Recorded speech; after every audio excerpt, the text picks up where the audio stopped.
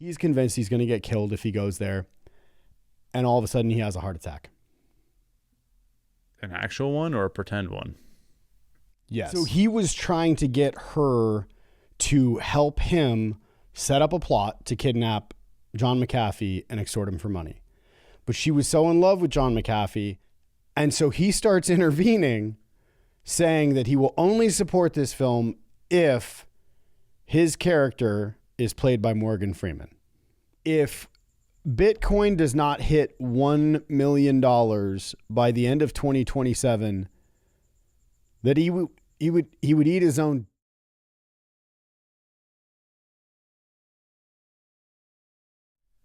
Prime freaking minister of a whole country is addressing this guy, right? Yep. So they're talking about extraditing him back. Go ahead. Belize is not a very big country. But it's a country. It's still a country. Yeah, smaller GDP than what McAfee's bringing in. Sure. Okay. Not denying it. He's a freaking whale in a small pond. I see what you did there. Oh, thank you. So McAfee they're talking about they're going to extradite him back to Belize. He's convinced he's going to get killed if he goes there. And all of a sudden he has a heart attack. An actual one or a pretend one? Yes. So in the middle of this heart attack, the doctors in Guatemala start to undress him, and he's doing the thing, and he stops and goes, "Please don't undress me. Please don't undress me in front of the press." And then back into his heart attack. It works perfectly because it delays the process of the extradition long enough for his attorney to put in an appeal to keep them from extraditing him back to Belize. And instead, he gets extradited back to the United States. So is this one of those Al Capone, he's so dumb he's outsmarting everyone? No, the man's an absolute super genius. Okay. And that's where I'm so torn, because it's like, if he's in his 60s and you know, clapping cheeks of kids, like, I now hate the guy, but also you have to look at the things that this man is doing, like living a wild life. I don't have to respect or approve of. I don't have to appreciate or approve of. You can still respect accomplishments? I mean, look, I've never ran for president, just saying, and we'll get to that. So he ends up coming back to the United States, clearly no longer dating his 16-year-old. Instead, in the United States, he ends up meeting a different SX worker and falls in love. As you do. And he gets married. Oh, God. In his defense, they were married until his supposed alleged death. Her name was Janice. Wait, how old was he when Janice killed him? No. This is not. Janice did not do that. She didn't do it. She actually liked him. She didn't point a revolver at him. Nope. Never. Well. Wait, was she underage too? I'm sorry. No, I'm she was having 18. a hard time keeping up with all. Oh, she was 18. Yeah. Okay. All right. Legal in the country. Consenting adults. Right. Sure. So they're in Tennessee, and Janice's former pimp keeps attempting to recruit Janice to kidnap him, to extort him of money, but she's so in love with him that she keeps intervening and keeping him from getting kidnapped. All right. So Janice's pimp. Former pimp. Yep. Yeah, but I'm sorry. My apologies. That was very rude of me. Yeah, that was a whole nother life. That was way back. That was in the before time. He was getting involved. So he was trying to get her to help him set up a plot to kidnap John McAfee and extort him for money. But she was so in love with John McAfee that she was intervening and botching the attempts. And he didn't know about it until she finally admitted it to him, that like for like a year or something, she was getting in the way of her former pimp kidnapping John McAfee. Got it. Now, I just want to take a moment, little sidebar note, okay? Copy sidebar. To understand how much of a shitlord this man was, okay? No pun intended. However, in 2013, Warner Brothers bought the rights to a script about John McAfee's life, okay? And John McAfee was on board, and they were talking about shopping Johnny Depp to play John McAfee.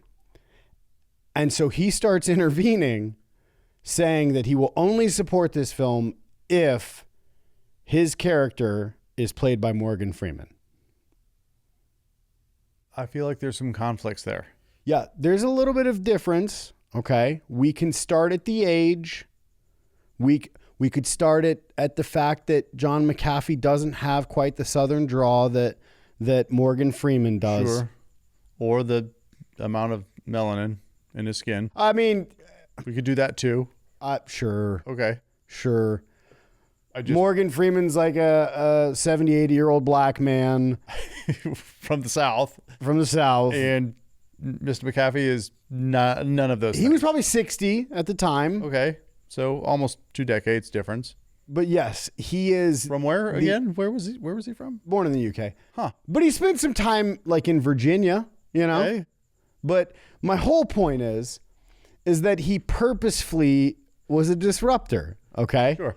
And I admire that about him. Just that. I feel like Johnny Depp probably does not look anything like Mr. McAfee. Well, Johnny Depp didn't look anything like William Hyung from Blow. He didn't look a whole lot like Hunter S. Thompson, and he played it well. Yeah. Or the infamous Captain Jack Sparrow. I'm just kidding. That's a fictional character. But anyway, my whole point is... that's not fictional. Sorry, I couldn't help myself. Then rolls in 2016, and he runs for president. I'm sorry, of which country are we in now? The United States of America. The good old United States of America. Okay, yep. So where was he on the ballot? And when was this? 2016, he ran for president. He was actually forming his own like crypto bros party, and he became a big crypto guy, right? And I believe he ended up on the libertarian ticket unsuccessfully, as history would dictate, right? So he was never even on stage with any of the actual candidates that were actually in the primary. No.